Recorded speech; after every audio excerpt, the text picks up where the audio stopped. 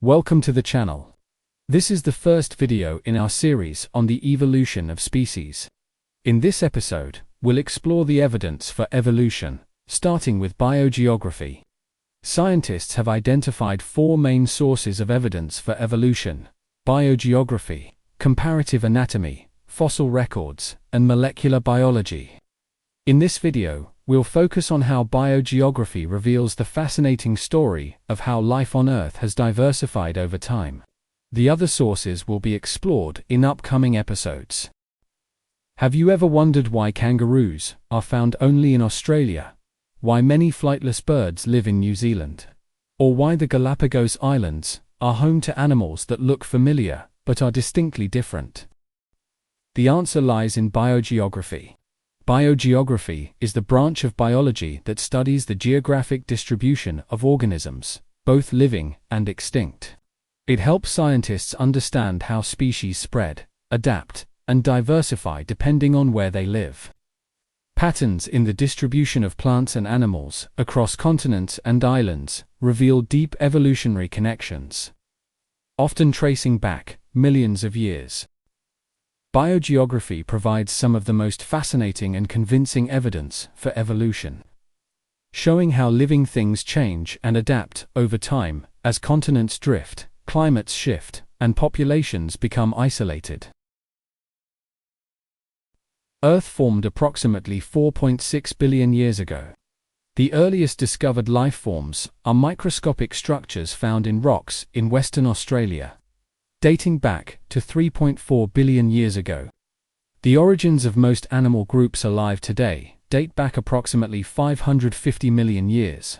Known as the Cambrian explosion, mammals emerged about 200 million years ago, while our genus Homo appeared roughly 2.5 million years ago.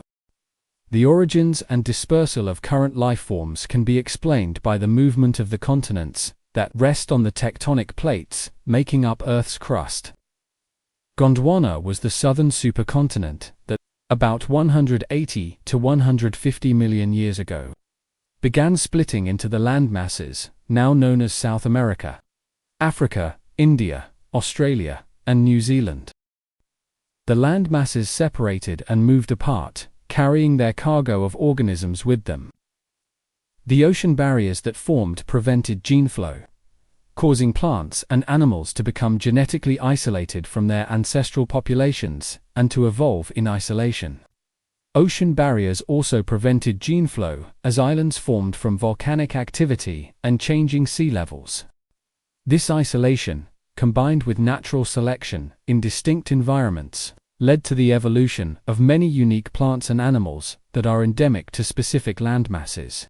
For example, New Zealand is home to flightless birds such as the kakapo, Australia to marsupials like kangaroos, and Hawaii to specialized birds like the honeycreepers. The breakup of the ancient supercontinent, Gondwana, did not occur all at once. Geological evidence suggests that New Zealand was among the first landmasses to separate, doing so before the evolution of snakes, salamanders, and most modern mammals. As a result, these groups are absent from our native fauna. However, some descendants of the original Gondwanan inhabitants persisted, including our native frog Leopelma, the tuatara, and several ancient bird lineages. Without predatory mammals, many birds lost the ability to fly, like kiwi, takahe, weka, and moa, while others, like kakapo, became weak flyers. Since the separation, many species have arrived in New Zealand from Australia. They may have reached the shores by wind, rafting on floating objects, or being transferred by humans.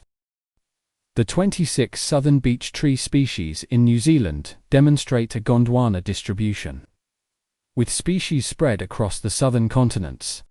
5 species are found only in New Zealand, mainly in South Island forests.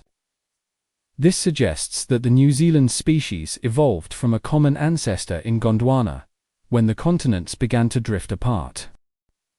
Another example of Gondwana distribution involves ratites.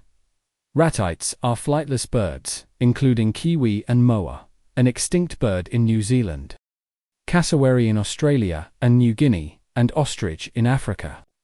These birds are characterized by having a flat, instead of keel-shaped breastbone. The keel-shaped breastbone is necessary for attaching large flight muscles.